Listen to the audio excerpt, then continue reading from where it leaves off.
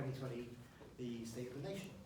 With 2020 looking like yet another record low unemployment year, and more great jobs and great candidates, the candidate experience and overall engagement has never been more important to the recruitment process.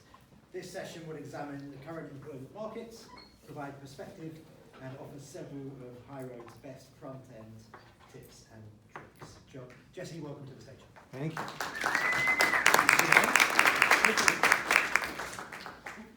Let's find Jesse. That's Jesse, everybody. Hey! All right, I don't know if this clicker's working, but the one day I don't bring my own clicker. Anyway, yeah, I am Jesse Ryan. I am the co-founder and self-ordained chief sales guy at HighRoad Human Capital. I'm glad to see there's a lot of new faces in the crowd because I just pitched or did 9 minutes at Wave about 3 weeks ago, and Bill said, hey, can you do some new content? I said, new content? I'm like a comedian. It's hard to come up with another 9 minutes. So what I've done is, it's a bit of a mashup, but I wanted to give you as much value as I possibly could. Are you going to man this for me? Yes. Awesome. So what I want to do is Talent Acquisition 2020, just really kind of take a look at the state of the nation. And I'm a hardcore recruitment guy. HighRoad Human Capital is a little RPO shop. There's about 16 of us. We do some really big things with some really big clients. We get behind the veil with a lot of clients, so we have some really good perspective. We see a lot of different behaviors with our clients, hiring managers, what have you, and I want to give you some tips and tricks and some perspective on that. Quick poll before we get started. Recruitment professionals in the room, raise your hands. Okay, I'm going to delineate. HR professionals in the room, not recruitment. Okay, good. That's getting better. Hiring managers in the room, people that hire people from time to time, once in a while, whatever you might need. Okay, great. So this is fundamentally geared for the HR people to kick the crap out of their hiring managers, because as we see it, you are the single biggest problem in corporate recruitment today. But I say that with empathy. I say that with empathy because it's easy for me to say that, because all we do all day, every day, is execute against the recruitment process. Hiring managers, it's what they do least, okay? But I want to give you some tools and some perspective that will hopefully empower things. So let's talk a little bit about the state of the nation in 2020. The lowest unemployment rate since 1976. So in 2019, we added 385,000 new jobs to the economy. I say most since 2002, not really, because 2018 was actually slightly larger. For some reason in 2019, we had this, everything was on this great trajectory, had a really bizarre November where we actually lost jobs, popped back up in December, and we're off to another record year. The way we're seeing recruitment and talent acquisition in the marketplace now is like a hot real estate market, okay? And where we kind of are right now in the real estate market, where there are a lot of potential buyers out there, also known in recruitment as employers, but there's not a lot of inventory. That's all of us, candidates. Yes, we're inventory, we're SKUs at the end of the day, but we're complex ones because we have a heartbeat, and in the most opportune time, we can say no thank you about that opportunity. So it is a buyer's market, let's put it that way. So what are employers doing to cope with this? Because there are so many more great jobs than there are great candidates right now. Candidates are staying put. So they're doing some fundamental things, and all of this is fundamental, okay? For some of you, it'll be affirmation and confirmation. Some of you, hopefully, it's information. You're taking a few things away.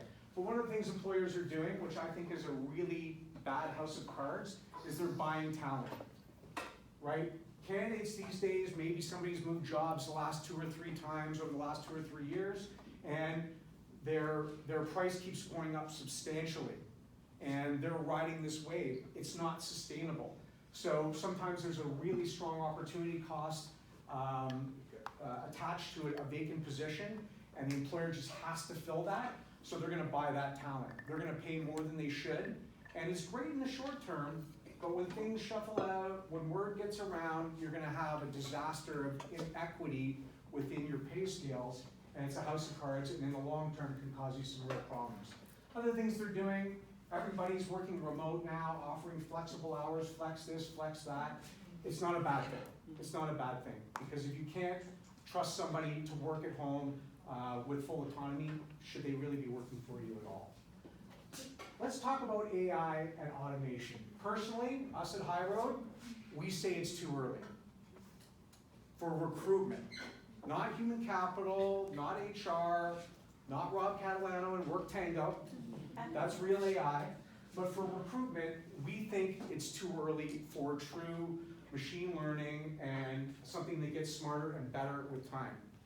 I'll demonstrate it. Anybody ever hear of the Amazon screening tool fiasco? Any hands? Okay, a few. You guys go in the back because you've heard me do this before. No. Okay. All right, so Amazon. If you would think anybody could design AI for recruitment, it would be Amazon. I mean, after all, they created Alexa. They house 100% of the data for CIA. You think they'd be able to get resume screening down, right? Not so much. So a big group of developers came together, and in 2014, they launched the resume screening tool, just to make a big list a lot shorter. They ran it for almost 2 years, and in short order, they found out it was not working. It was extremely biased. Who do you think it was biased against? Say that louder? Women. You are correct. Because, still in dev these days, who are most of the developers? Unfortunately, not all, but it's still a male-predominated industry or job family. And the algorithm or the data that you're inputting is only as good as the people putting it in the beginning. So they created a positive bias towards words like executed and captured.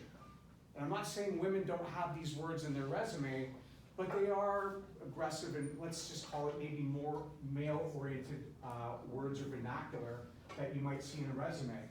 One of the things I found fascinating that they didn't discriminate against the word women in their tool, but women's.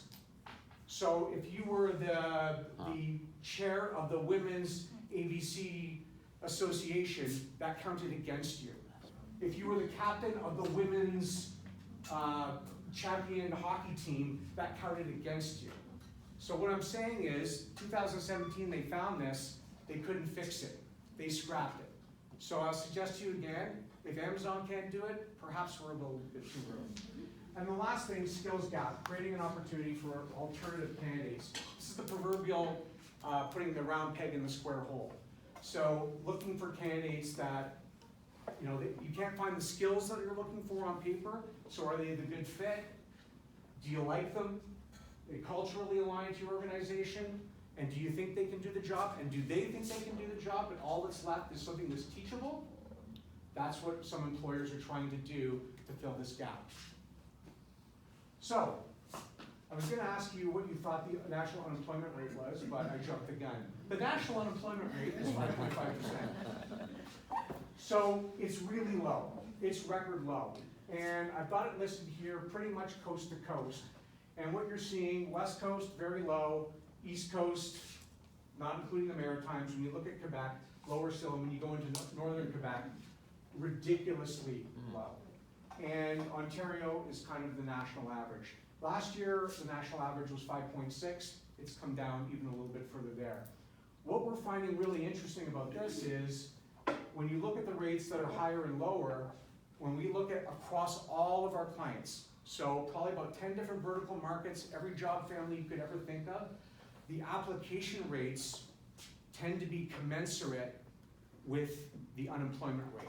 Low unemployment rate, low application volumes. We see it time in, time out, but let me put my money where my mouth is. So these are 3 postings from an actual client, and you can actually look at them from West Coast to East Coast. So maintenance supervisor, I believe, where was that? Langley, British Columbia. It was 12 days old when we did this, and we had 21 applicants. And we all know 80% of them are going to be non-applicable, and they're going to be, landscapers and daycare workers and people that had no business applying. You come more to the center. something equally as difficult, the purple unicorn in Ontario, the bilingual customer service representative. I don't know if you guys have heard this. Everybody know bilingual source? Yeah. Yeah. I don't know if it's a rumor or a recruitment myth. I heard about 4 months ago that they ran out of candidates. Like legit, don't call us, we've got no one left. So that kind of gives you a perspective. So, you know, Ontario, a little bit higher there, but again, 24 days old. And then you go into northern Quebec, Saint-Marie-de-Beauce, not a great role, a maintenance coordinator, 69 days old, we've got 4 applicants. Now, are these dramatic examples? Yes, but it's to prove a point. So it is commensurate, West Coast to East Coast, you're seeing it low in BC, a little bit higher in Ontario, and brutally low, again, on the East Coast. So when you're facing these challenges, and machine learning isn't gonna do it, there's no magic wand, what we always do is we come back to the fundamentals, the grassroots. What can you do to improve the candidate experience? And we can't go through the whole process tonight because that's a 90-minute keynote that I've taken a few slides out of, but we'll go through some of it. First of all, I Google imaged this, Aaron, this quote, and do you believe that Dr. Phil has the audacity to have claimed it's a marathon, not a sprint? I swear I heard it before Dr. Phil was around. Anyway, candidate experience. I think it's important to encapsulate it. It is the collective and result of all of the interactions you have with the candidate in the recruitment, marketing, and hiring process. So how many agree that when it comes to recruitment, it's a marathon, not a sprint? Oh, that was a trick question, and some of you got it. When you talk about process, strategy, technology, tools, and selecting and building all those things, that is a marathon when it comes to talent acquisition. When it comes to hiring, it is a sprint. So it is a sprint, and what you want to do is the moment you activate a candidate, the moment you have them in your grasp, they who drags that candidate across the finish line on that sprint fast and first wins. So there's an interesting phenomenon that we see particularly with a truly passive candidate. So a candidate that wasn't looking, you come along with an opportunity that they find attractive, they bite, you set the hook, you bring them in. But then guess what kicks in? Ego. They start thinking, I wasn't looking, but these guys think I'm really great. I wonder who else thinks I'm great. You start looking around, and all of a sudden, what you thought was your, the golden goose has now put you in a competitive situation. So the clock is ticking from the moment you say hello, and you need to drag that candidate kicking and screaming across the finish line and get them in a chair and make them sign on the line we just got it. Referrals first, not last.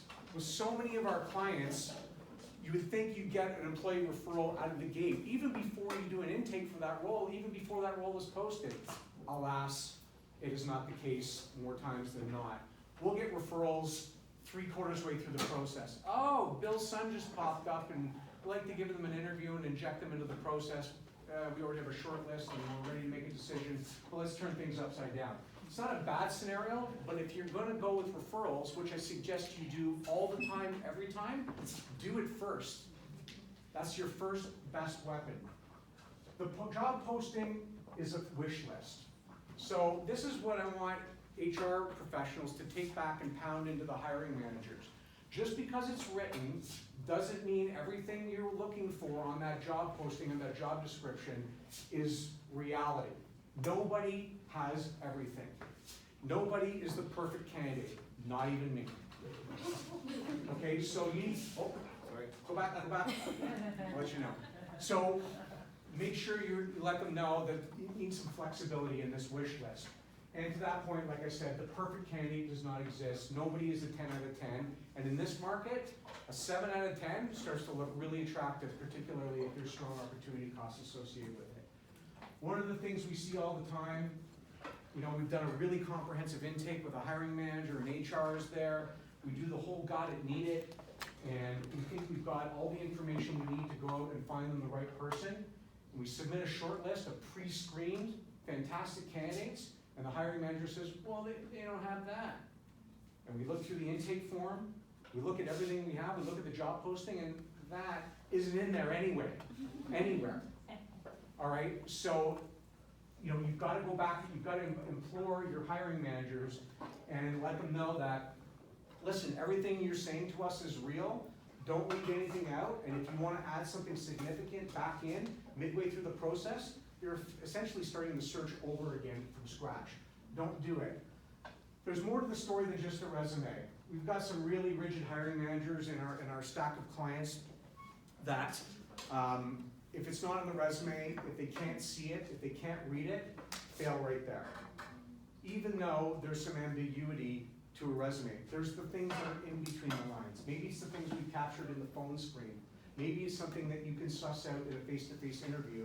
So again, I implore you, make your hiring managers look past the resume.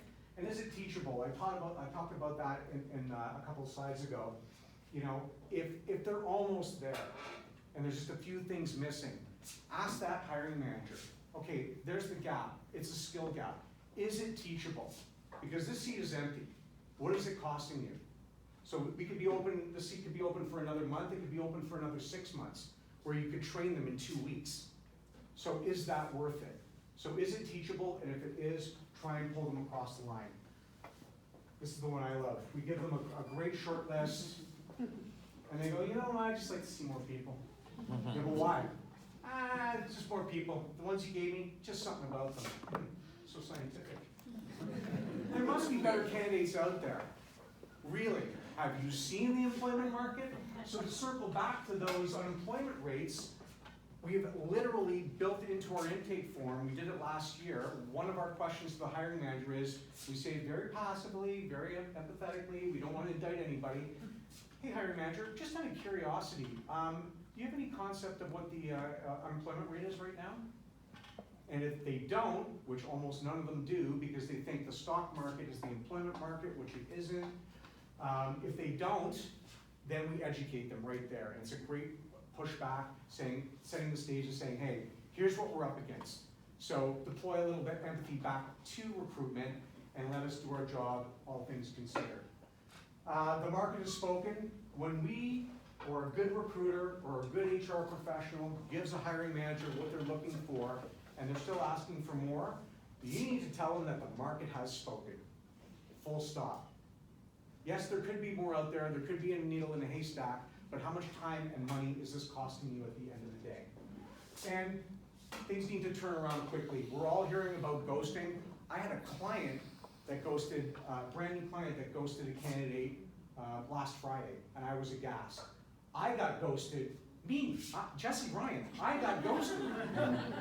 I was appalled. I got ghosted about a month ago. Someone just went into thin air, and it was a recruiter, and it's a small industry, and I won't forget her. All right, so like I said, I couldn't do the full process, but I wanted to kind of focus on shortlisted submission. And the last thing I'm going to give you is what I deem, after many years, it's going to seem really simple. And if you want to take a screenshot of anything, I would suggest this is it.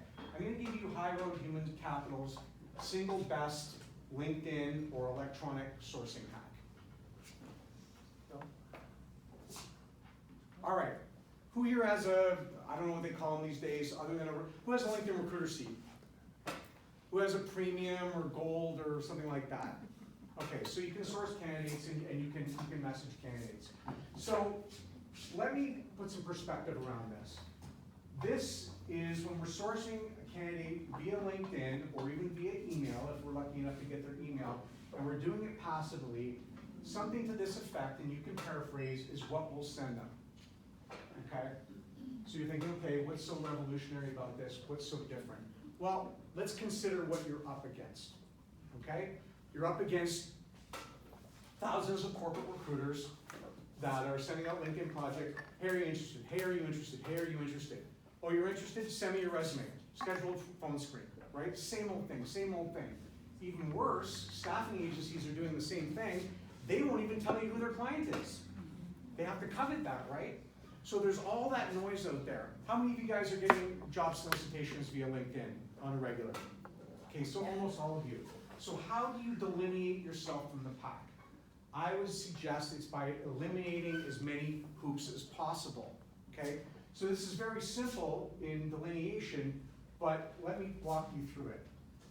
Dave, the Vice President of Marketing has singled out your profile and has asked me to connect with you directly regarding a business development role. It can be anything. I don't need your resume. I'm not here to pre-screen or assess your skills and your fit. I've been asked to coordinate a 15-minute call between you and the Vice President of Marketing. Is this an opportunity you'd like to take a closer look at? You don't need to send me your resume. Here's the job link. Apply for the ATS. Do whatever you want. I just want to get you to the finish line. So I would suggest to you on a normal LinkedIn project or a normal sourcing list, your connect ratio, and that can be, don't bother me again, yes, I'm very interested, and I want to think about it. Any contact is about 25%. This, we see regularly 45 to 70% return. Okay, it's not everybody wants it, but we're getting that much more connection. Why? Because this is different. What I'm telling you is, you know what, everybody's asking for your resume? I don't need it. Everybody wants to coordinate a phone screen, you don't have time for that? I don't need that either. I'm just gonna set up a call. However, this is all white lies. Here's the trick. There's a little bit of psychology in this, okay? What we're really doing with this, and no one's ever called us out on it and said, how dare you? Everybody's happy at the end of the day. What we're doing is we're setting the hook. Because what happens, almost exclusively, is we'll say, we don't need the resume. We don't need any of these things. They'll say, yeah, I'm interested. Okay. By the way, I don't know if you have one on hand. Do you have a resume? And if you have one, can you send it to us? Comes right over. And you know what? I'm going to get you that 15-minute call with the Vice President, but I don't want to waste your time or his or her time. So if we could just get on a quick phone call so we can do a little bit of checks and balances, pre-close you a little bit. Don't want to make sure, you know, we're $15,000 apart. It's not a good use of your time. Yeah, sure, I'll have that conversation with you. Next thing you know, you got the resume, they're pre-screened, you submit it to the hiring manager. And that 15-minute call, that Vice President is highly unavailable this week. I'm not saying it's unethical. I think it's ethical. There's a little bit of white lies in here, but man, it's just effective. Highly effective, and no one's hurt because all we're trying to do is create an opportunity for this individual. So in review, though, it's a buyer's market. We talked about that. Inventory is low, and a lot of people want to buy candidates. Candidate volumes are down across the country due to that low unemployment rate. The candidate experience has never been more important. A grassroots approach, fundamentals. It's not a marathon, it's a sprint. We all must keep an open mind, particularly all of you hiring managers and HR professionals. Impress it upon them and use every hack at your disposal. Hopefully that last one I showed you. Thanks, everyone.